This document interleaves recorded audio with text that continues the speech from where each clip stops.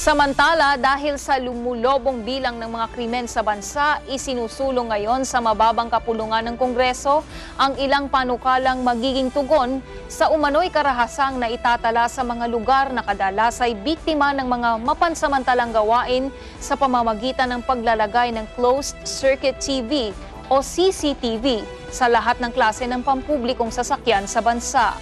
Paul Montibon para sa buong detalye. Sino bang kriminal ang maglalakas loob na gumawa ng kalokohan kung alam niyang makikita siya sa kamera at marerecord ang kanyang gagawin?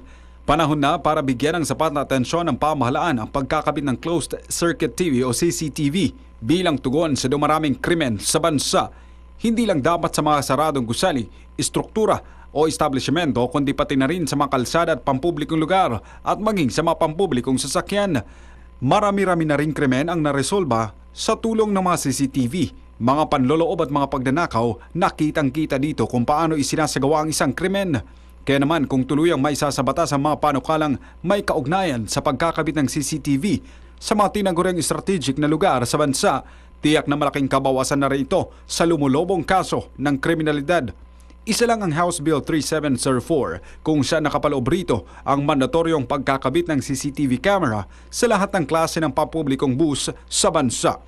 Ayon kay Parañaque City Lone District Representative Erico Olivares, may akda ng nasabing panukala dahil sa pabago-bagong estilo ng pagnanakaw o anumang uri ng krimen. Malaking tulong anya ang kanyang panukala upang mabawasan o kung hindi man ay masawata ang mga mapansamantala sa kapwa.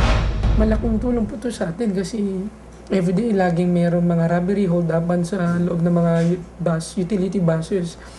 Pagkakaroon ng CCTV sa bawat isang bus, madideter yung krimen, lalo na sa pagnanakaw sa mga properties ng mga passengers at pati sa life ng mga passengers. Aminado rin ang kongresista na napakaraming benepisyo ng CCTV. Kahit may kamahalan, sulit naman ang resulta sa halos lahat ng aspeto ng maayos na pamamahala sa isang lugar. Oo naman, kasi yung mga mag-hold up, mag-robbery sa loob ng bus, alam nila na monitor sila. At yung mga police, mas madali nilang makapture kasi identified sila. Kasi naka-record yan, madali, meron ng evidence na makikita kasi kitang-kita sila sa CCTV sa loob ng bus. Malilessen yung crime. Habang gumugulong pa sa Kongreso ang mga panukala, positibo si Congressman Olivares na maisasabatas ito sa lalong madaling panahon dahil kapakanan at kaligtasan ng taong bayan ang nakasalalay rito. It's for the common good, para naman sa kalahatan to.